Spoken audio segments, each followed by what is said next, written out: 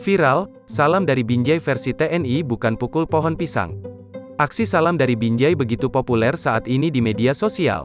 Saking populernya, banyak yang mengikuti salam tersebut. Sosok Paris Fernandes selaku mantan atlet tinju yang mempopulerkan aksi tersebut. Ciri khas dari salam Binjai adalah meninju berkali-kali pohon pisang dengan tangan kosong.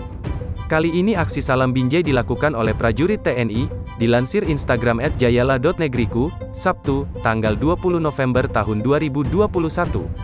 Terlihat sang prajurit dengan gagah meninju batang pohon hingga terkelupas.